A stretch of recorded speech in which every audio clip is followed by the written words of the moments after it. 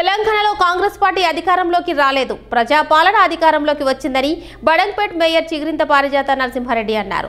Chevella Congress party అభ్యర్థి రంజిత్ రెడ్డికి మద్దతుగా కాంగ్రెస్ శ్రేణులతో కలిసి మేయర్ పారిజాత నరసింహారెడ్డి నాదర్గుల్లో పాదయాత్ర నిర్వహించారు. గడప గడపకు ప్రచారం చేస్తూ కాంగ్రెస్ అభ్యర్థిని గెలిపించాల్సిందిగా ఆమె కోరారు. రంజిత్ రెడ్డి ప్రజలకు సేవ చేసే వ్యక్తి అని, ప్రజానాయకుడని పారిజాత నరసింహారెడ్డి అన్నారు. తప్పకుండా చేవెళ్ల ప్రజలు కాంగ్రెస్ పార్టీ గుర్తుకు ఓటు వేసి అత్యధిక మెజార్టీతో రంజిత్ రెడ్డిని గెలిపించాల్సిందిగా ఆమె కోరారు. ఈ కార్యక్రమంలో పలువురు కాంగ్రెస్ నేతలు, కార్యకర్తలు పాల్గొన్నారు.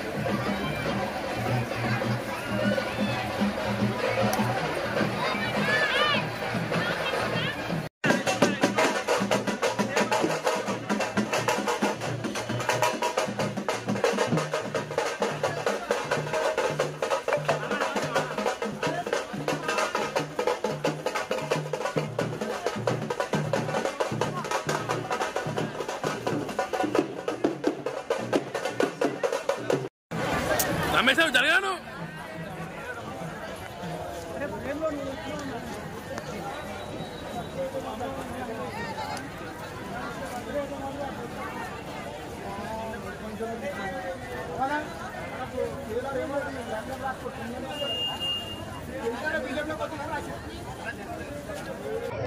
బంగారు బాబన్న గారు, ప్రతి ఒక్కరికి రమేష్ అన్న గారు, ప్రతి ఒక్కరికి పేరు పేరున హృదయపూర్వకంగా నమస్కారాలు తెలియజేస్తూ ఈరోజు కాంగ్రెస్ పార్టీని అధికారంలోకి తీసుకురావడానికి ముఖ్యంగా యువకులు, మహిళలు, పెద్దలు, ఉద్యోగస్తులు, నిరుద్యోగులు ప్రతి ఒక్కరు కూడా కంకణం కట్టుకొని ఈరోజు ప్రభుత్వాన్ని స్థాపించారు. కాంగ్రెస్ పార్టీని అధికారంలో తీసుకొచ్చింది.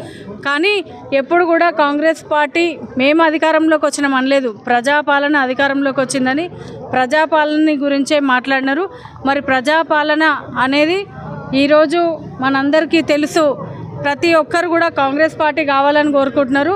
మరి రంజిత్ రెడ్డి అన్న ఒక మంచి వ్యక్తిత్వం కానివ్వండి, తన యొక్క గొప్ప ఔన్నత్యం కానివ్వండి, ఈరోజు మంచి మెజారిటీతో రంజిత్ రెడ్డి అన్న గెలవాలని కోరుకుంటూ అన్ని బస్సులు తిరగడం జరుగుతుంది. దాంట్లో భాగంగా ఇక్కడ వేసి తిరుగుతున్నాము.